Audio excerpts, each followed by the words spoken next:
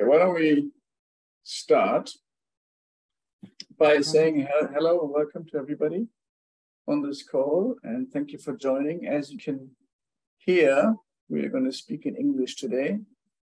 Our fourth Nagaya talk, and these talks are always to take a bit more time for a deep dive into some of our development projects and development work and what it means to actually work in Ethiopia and how we encounter problems, but also how we solve them. And so first of all, I would like to welcome everybody on the call, but in particular, obviously, Ato Adisu Sefa, who is with me here today. And for these calls, we always invite some experts, and one of our experts today is from our own team. Adisu is in Addis. He's calling in from Addis, from our project coordination office. So welcome to the call, Adisu. Thank you, Dr. Sebastian. Today, we have a bit of a really unpleasant and unfortunate topic, but it's a fact in life that we have to face, that we are in a war situation since 2 years. And we cannot avoid it, it's not in our control, but we have to live with it. And the key is today to discuss what it actually means to work in an environment of war and how we cope with it and what does it mean for our work. And we will structure this according to the there's probably necessity that we face working in a war. And although we primarily focus on development work, sustainable change, to give sustainable change to the people for self-empowerment, as a humanitarian organization, we can obviously not just stand by when there's a crisis. And we have to be with our team and with our beneficiaries. So we have done in the last 2 years, where since the war is gone, we have already done emergency support for some 100,000 people in Ethiopia in war-affected areas and in the border to Tigray, for those who are not so familiar, which is the northern region. And we've done some emergency relief support in Amhara and in Afar to neighboring regions, as well as in Somali region, where there was significant drought this year. And we will talk about this, and in particular, Adisu will talk what it means to work in emergency relief. But then we will look also ahead and saying, what does it mean to rebuild and reconstruct a country that has been affected by war? This will be our second topic, and what it means to work in those areas. And then we will also talk about what it means to our normal projects, our integrated rural development projects, the collateral damages that we see outside of actually war directly affected areas. So I said I'd introduce you to Adisu. Normally, Adisu is in the PCO, in our project coordination office, responsible for the coordination of our projects and knows all about the details of statistics and what we do, and has been in the field for many years. So he's really an expert. But because he's so efficient, he ever so often gets other assignments. And in this particular assignment, he also was in Afar when we did emergency for some 4 weeks. I think you were up there. So let's start really what it means to work in a very difficult environment to do some emergency relief. Now, just maybe a matter of administration, whenever you have a question, please raise your hand or chat with Melanie, who's on the chat room. Basically, you can answer directly.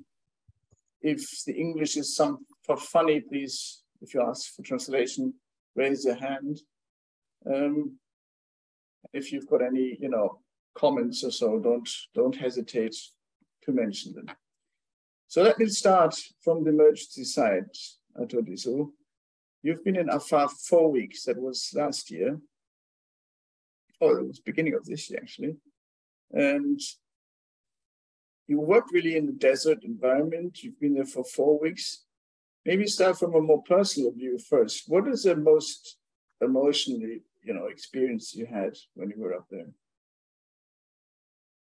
Thank you, Doctor.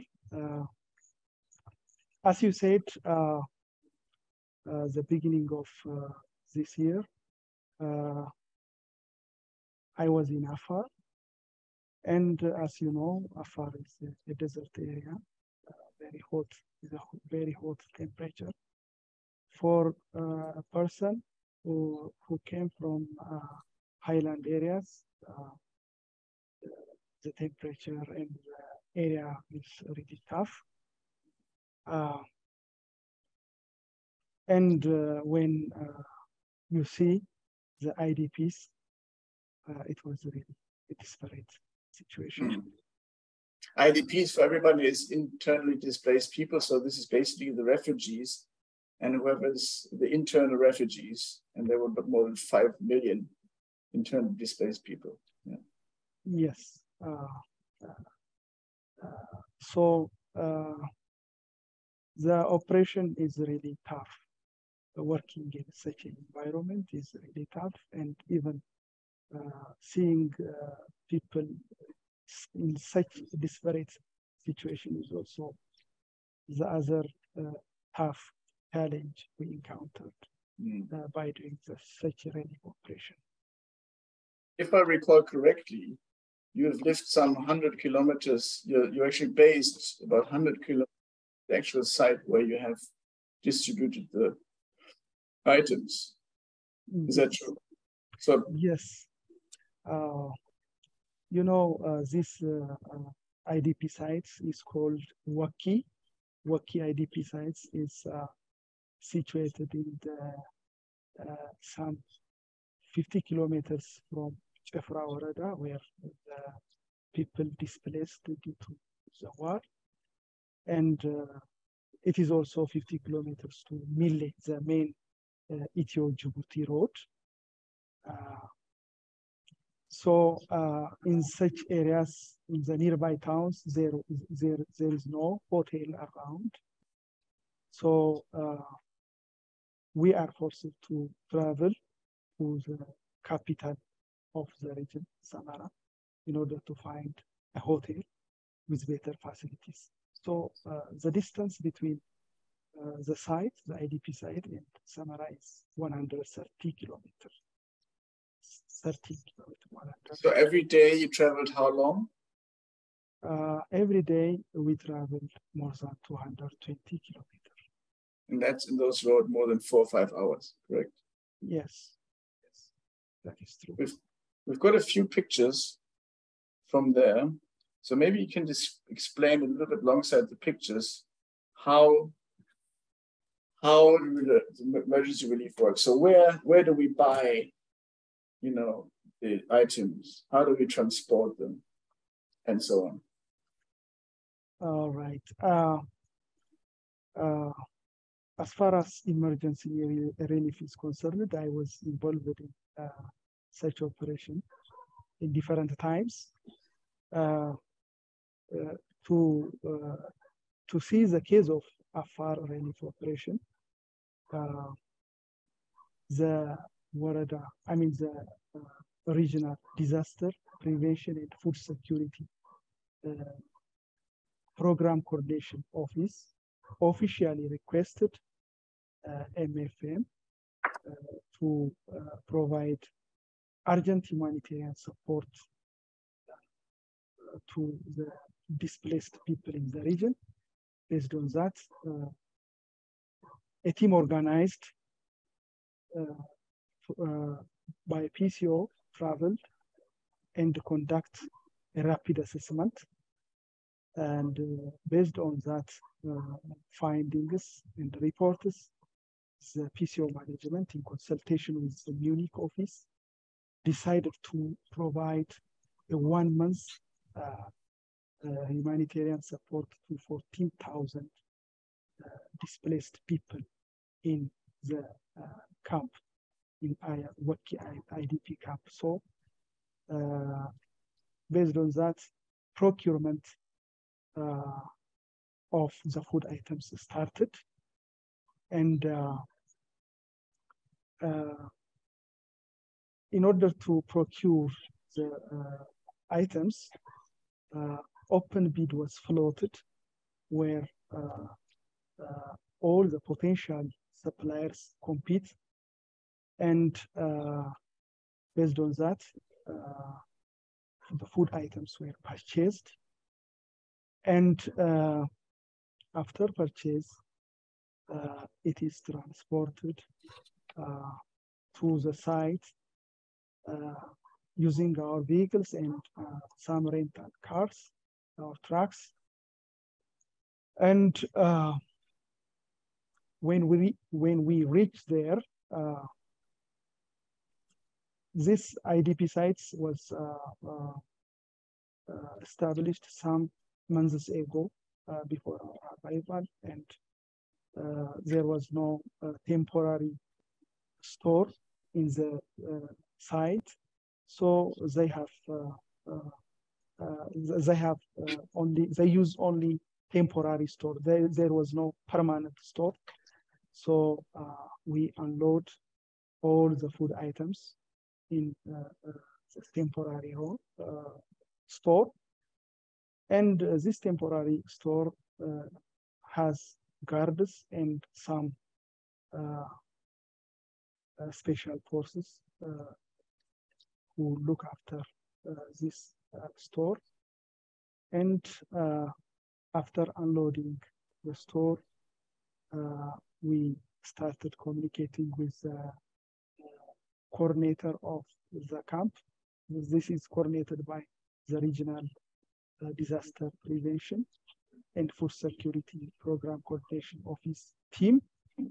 And we discussed about the condition of the guards, the laborers, and we all settled the matter by discussing with the team and started the distribution. So a store really means it's an open field.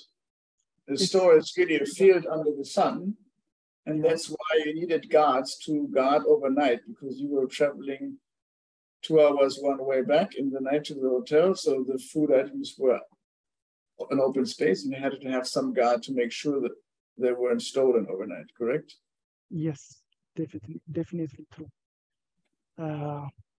Where as far as beneficiary is concerned, the mandate is the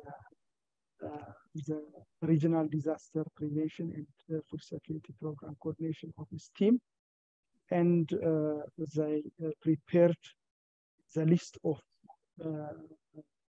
beneficiaries in their master list.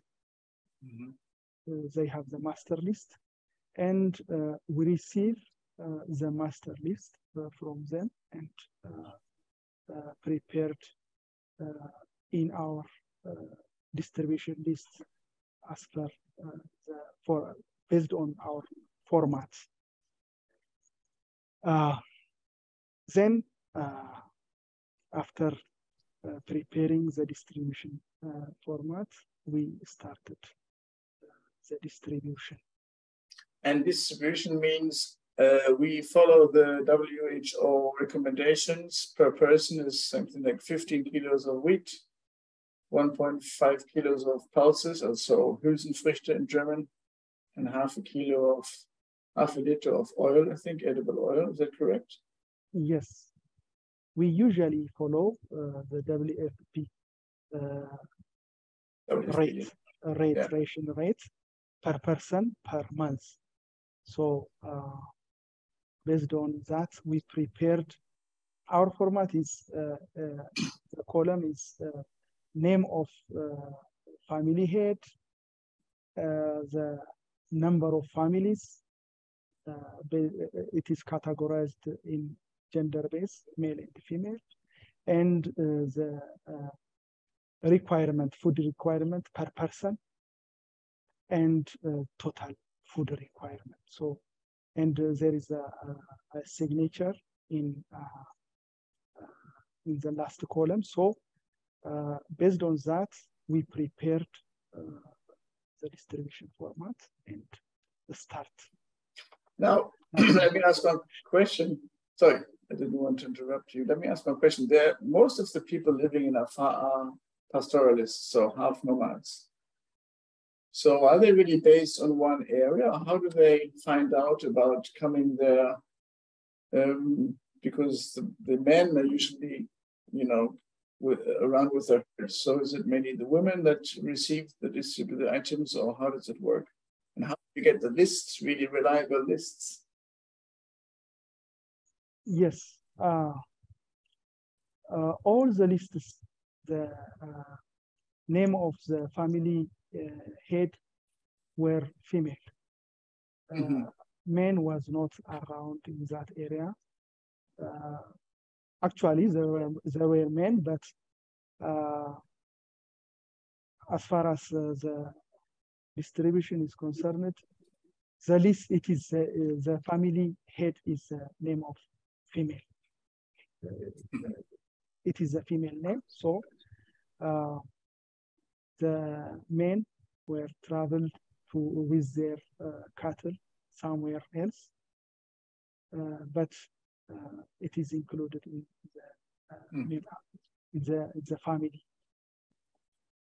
And how do we avoid double counting? How do we avoid that one day one family member comes and gets some, next day the grandmother comes, and so that everybody gets its fair share? How is that controlled? Yeah, in this case, in this IDP sites, not only the regional DPPC team, there were also Warada representatives, Qabale chairpersons. They know the family very well. They have the master list. So the number is known, and it is approved by the Qabale and the Warada representatives. So they know them very well. And why do we do this? Everything is done with our own employees. You drove up there, you made sure you stayed until the last bag of items were distributed, which is, I remember very well, all your was burned from the sun that you was in the day all the time. So you had a tough time. Why do we stay until the end? Well, in most cases, especially in emergency relief, it is very prone or exposed to corruption. So as an organization, in order to avoid such things, we follow the same procedures. Unlike other actors, other actors, usually, what they usually do is they will purchase items and transport to the site and provide or submit those items to government representative, be it the Qabale or Warada representatives. But in our case, this doesn't work. We are the one to distribute the food items to the beneficiaries in order to avoid misuse and theft and other corruption. So we took the upper hand as far as the distribution is concerned, and it is actually in the presence of the disaster prevention team and Warada as well as Qabale leaders. So the main target is just to avoid corruption and misuse of the items. So what was your impression from the people up there? How do they cope with the situation? I mean, food is one thing, but we left after 1 month. So how do they feed themselves? What are their sources of supply or income when we're not there? Well, our support is actually decisive. I mean, what I want to say is, as I told you earlier, this IDP site was established some months ago, and different actors support, provide some limited items, single items with different rounds. But ours is, as I said, I'm not, it is not me to say, as they said, it is full package. It contains cereals like flour, wheat flour, rice, supplementary feed like Famix, edible oil, legume in the form of powder, shro, and other ingredients like pepper. So it is a full package, and they are really happy. They were really happy to get such a full package. And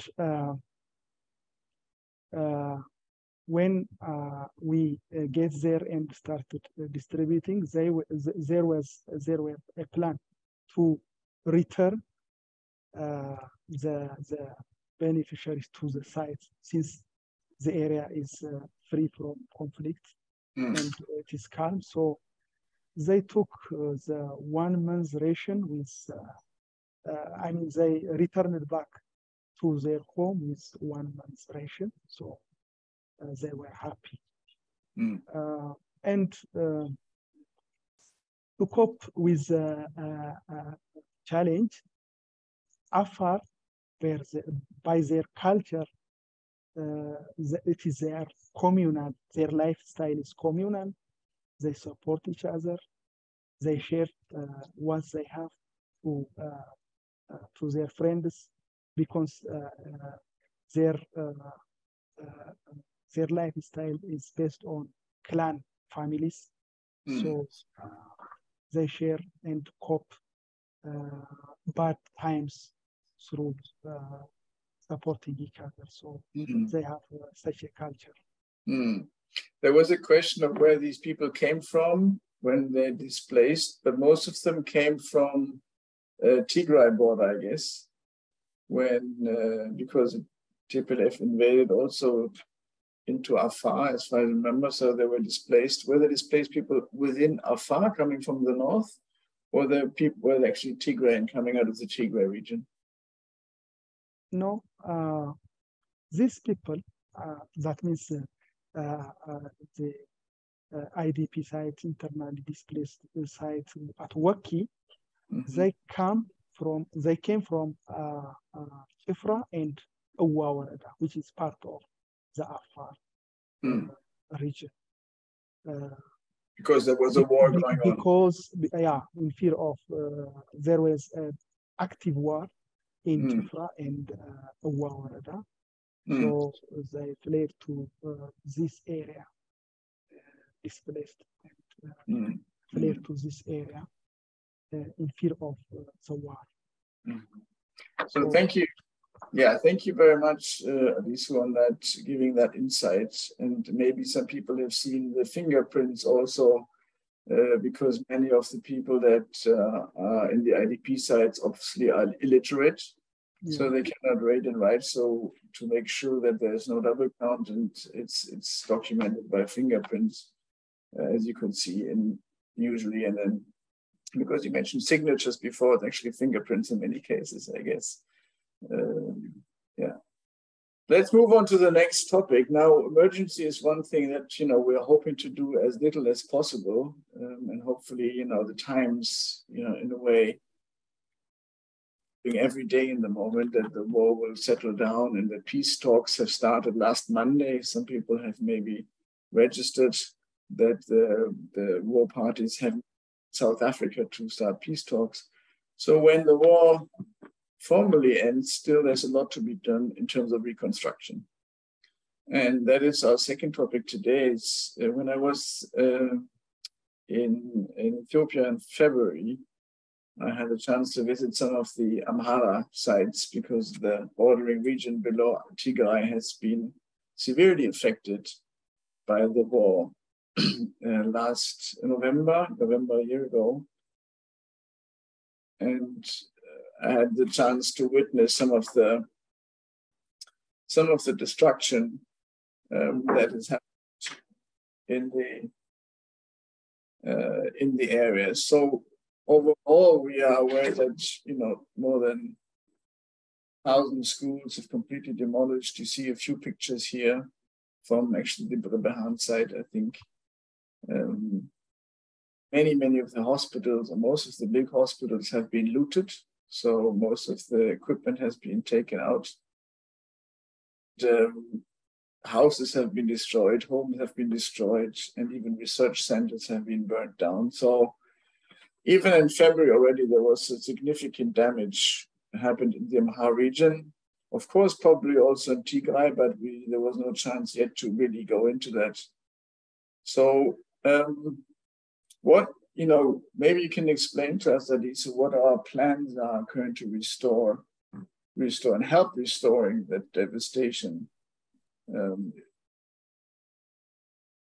Whatever we have got available in terms of money and support. As you have said, the price of war or conflict is immense. Be it directly or indirectly, it affects development activities. By chance, I had the opportunity to see most war-affected areas of Amhara and some affected areas of Afar. The destruction was really immense. It is too high. As per the report of the Ministry of Education, in the northern part of the country, more than 1,300 schools were totally destroyed, damaged, and more than 4,500 schools were partly destroyed. So the damage was really immense. Besides, hospitals and health facilities were also damaged, and their properties were looted. Observing the severity of the problem, MFM as a development partner designed a rehabilitation program. This rehabilitation program includes construction of schools, support of health facilities with drugs and medical equipment and supplies. So the other area of the rehabilitation part includes psychosocial support. Accordingly, we entered into an agreement with the Ministry of Education, Federal Ministry of Education, to construct 16 schools in mostly war-affected areas of Amhara and Afar regions, and in some drought-affected areas of Somali and South region. And on the other hand, concerning health facilities, we support drugs and supplies to 8 hospitals in Amhara region in the first round, and 12 hospitals in Afar and Amhara region in the second round. Besides, provision of, procurement of medical equipment was underway in Germany, and we hope, we planned to provide the support to the 12 hospitals in Amhara and Afar regions, and some 10 health centers in Amhara region. So we have such a plan, Besides, in order to address the problem of women and children, we have a new project focused on psychosocial support in war-affected areas of South Wollo, which are our project areas in Warrailu, Lageda, and Jama. So as a rehabilitation program, we have such a plan. Let's talk about that in a minute. I mean, as you said, we are rebuilding schools. We are providing medical equipment. Now, maybe for people to understand, what does it mean? How do we know what equipment is needed? We will ask the Ministry of Health, the regional health offices, and then they will give us a list of needed equipment, and then we purchase them on through a global bid process so that we get the best price and the best quality. And also we carefully select the equipment so it actually can be maintained and repaired locally, because historically that has been sometimes a mistake in development work, that you just supply very, very clever equipment, but if it cannot be made actually used and it's not, then you know it will wear out very quickly. So that was a very iterative process. I don't want to go into the detail because that took really almost 3-4 months or something to really iteratively come to the right equipment. But let's talk about this psychological support, because this is new for us. And when I was there, when we discussed with colleagues, with Dr. Asenaka from the management team, and we talked, and people locally said, really, some of the hatred that is there between people is a consequence of trauma, consequence of historic failure to reconcile hatred between people or capture trauma and help people on the ground. So that's why we decided, as mentioned the first time, into a social psychological support program, which is being kicked off, was it 8 weeks ago or something like this, in the north. So maybe you can describe a little bit of what we are trying to achieve here. Harisu. Yeah, as you said, we started this project recently. You know, during war, people can be exposed to different traumatic events that raises the chance of developing mental health problem like post-traumatic stress disorder and depression. This was what happened in our project areas. It is a fact in our project areas of South Wollo. This is Harisu, by the way, on the picture. Is this you? Is it? Yes, yes, yes. People don't recognize because of the glasses. Yeah. And based on this fact, a team conducted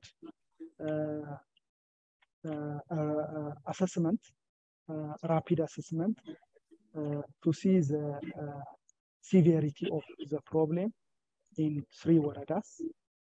And the result indicated that many women were raped, attacked, and severely depressed. So we prepared and launched a pilot project called Psychosocial Support in War-Affected Areas of South Wollo. And the objective of this project is to provide counseling and support service to 15 survivors of the gender-based violence, to financially facilitate or support 35 victims of gender-based violence through organizing them in income generation activities, organizing sensitizing workshop like you see in the picture with all stakeholders to better understand what gender-based violence is and what happened in the area, and to provide educational support to some 800 OVCs, since children were also victims of the war and the conflict. This is also to explain, overseas are orphans. Orphans means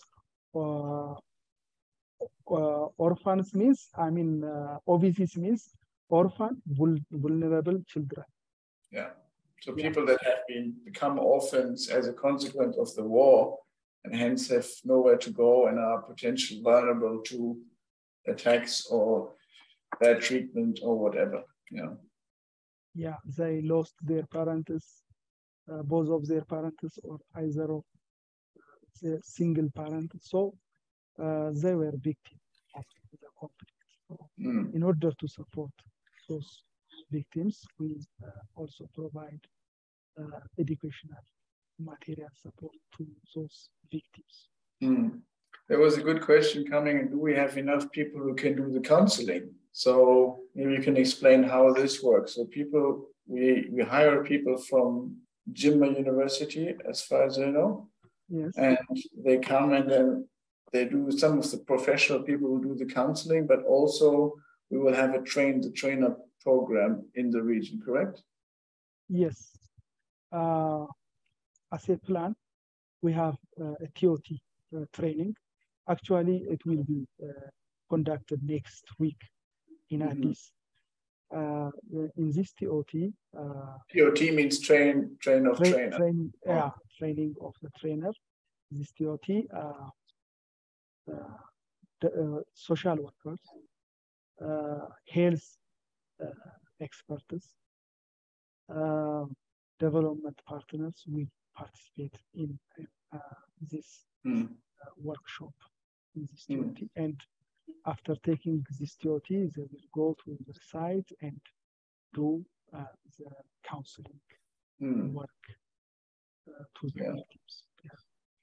I mean, for everybody on the call, this is a pilot for us, and we've started designing it. And maybe I hope it was clear that we do this counseling, or the people that are experts on this will do the counseling.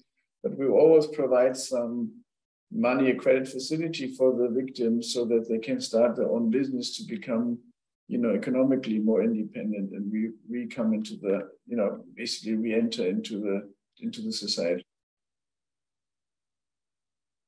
Plus the trainer, plus the orphan support. So this is a package that we're currently designing and piloting.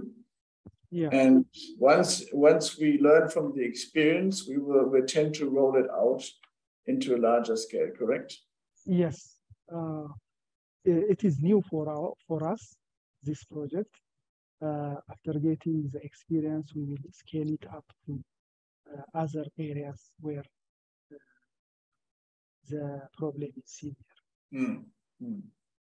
Yeah, maybe this is a topic we can talk along because it's so important, I think. But I would like to take some more time on the next topic, which is, of course, most of the country has not directly been affected by the war. So there was damages in Amhara and Tigray. We don't know how much, but devastating Afar. But our project, our normal integrated rural development projects, work in Oromia and but even they have been affected by the war. And I think that's important to understand that, as most of you know, we build a lot of schools, we do a lot of sustainable land management work, recreating nature, health, build water plays and so on. Maybe you can describe a little bit how this war has affected also the rest of our work. A few items that had a big impact. Yes, this war also affects our development work indirectly. As you know, the indirect impact is during this war. Due to this war, I mean, agricultural production, especially in the north, has significantly impacted. And it is obvious that production will decline, including export commodities. And this will actually contribute to the imbalance of import and export items. And besides, as we are in war, the economy of the country is in problem. It has significant implication on the economy of the country, and it is obvious that hard currency is scarce. Hard currency, for those who are not so familiar, is basically euro and dollar, which is needed in the country to purchase items that are not available in the country. So in such cases, it is very difficult to import important items such as fuel, pharmaceuticals, and iron bars, which are an input for our project activities. Because of this creates high inflation of items in the country, which is a very serious problem. And on top of that, price of some items internationally increased or inflated, such as fuel, iron bar, and the like. So all these things do have an impact on our activities, our projects indirectly. This is the situation. So just to give some numbers, I think we're talking about an inflation last year in Ethiopia about above than 30%. And we all know what inflation means in Germany now, since we have the highest inflation since many decades also in Germany, but we're talking about 8 to 10%. In Ethiopia, we're talking this year about 30%, 3-0, which means that in particular, in the lower class society, it is getting very difficult to feed yourself. Food is getting very expensive. So all our social workers, development agents, the region, we have to the beneficiaries who are already dire in needs have even more difficulties of supplying themselves. Correct? Yes, definitely true. The inflation is getting worse and worse, even at this time. So this is actually the impact of the war. And yes, so go ahead. And the conflict or the war has psychological impact on people, all the nation. So because of that, there is high tension and mistrust among the people and ethnic groups and the like. So this will result in some unrest in different parts of the country, including Oromia, where we have a number of projects. And because of such an arrest and for security reason and for the protection of our staffs, we were forced to suspend some of our projects until situation improves. So this is what happened in our project area, the direct impact of the war. Yeah, so when a lot of people ask us here in Germany, what about the war? How can you work? And just to give, in the summary, we can work, and we did work because most of our project areas are not directly affected. but it is getting very difficult to work, as you described. Increased tension between ethnic groups, and you mentioned it's always been non-religious, non-ethnic, non-political. So among our team and our beneficiaries, we have all sorts of ethnics. In fact, we sometimes don't know, because we feel the tension, as we're saying, that is increasing. Oromia, five of our project areas are not directly in the war zone. We had some, collateral unrest of ethnic groups who were trying to take over some regions and made it difficult for us to work. So we had to withdraw temporarily, as I said, and hope to resume the work as soon as possible. Yes.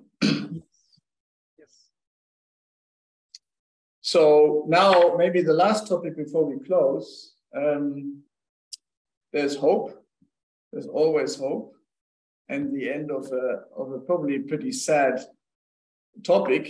I hope that we didn't, pull everything down in their mood in the evening, but it's we have to look at the realism here. But the hope is that, the war will hopefully cease soon, and we can enter, for example, Tigray. So, because we've not been able to go there, there's very little information. Maybe you can quickly say what we are currently planning to go into Tigray.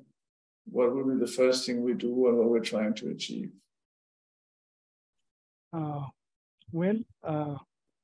In Tigray, in partnership with GIZ, MFM has developed agricultural recovery ideas, and we have on-shelf project ready for implementation. The recovery program, agricultural recovery program, encompasses supply of some 600 kg short seasoned vegetable seeds to 1,400 households, and supply of improved 250 tons of improved cereals, be it wheat, air, or sorghum, to 2,500 households, and supply of fertilizers, 700 tons of fertilizers to 6,000 households.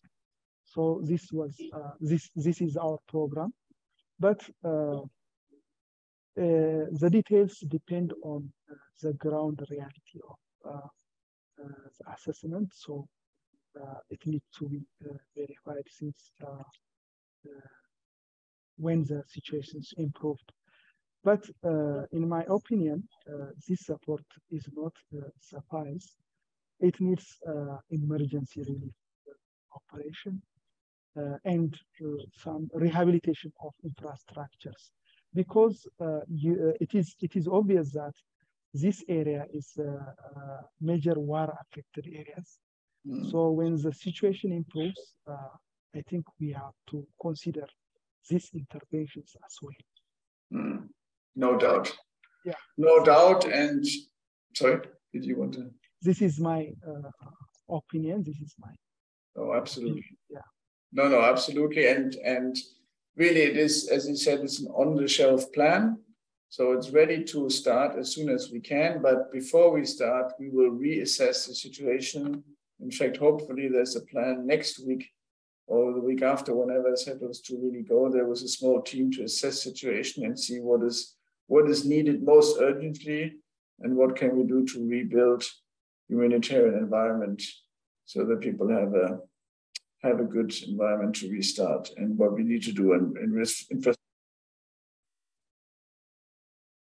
So anyway, thank you very much for everybody. There's still a few minutes time for questions if there are still any. And but obviously, if you don't have questions now, you're always invited to ask our team, Adisu, myself, for questions that you might come to you after the end of this call. In any case, I hope we have given you some more transparency in the machine room of mention for mention and what it means to work in a war-affected area. I would like to particularly thank Arthur Addisu for taking his time. It's 1 hour later, so it's late in the evening in Addis. And you're the last one, almost the last one in the office, I hear. And the only other person is, for people to understand how it works, is the person that looks for the generator in case there's a power cut, to make sure that the power comes up quickly so we don't lose the connection. So this is the reality in Ethiopia. National Connected Calls. So thank you very much, everybody. If there's no questions directly, then we're happy to invite you for other questions, and we'll close the call and say goodbye to Alice. Goodbye to everybody else. Thank you, Alice. Thank you very much. Bye-bye.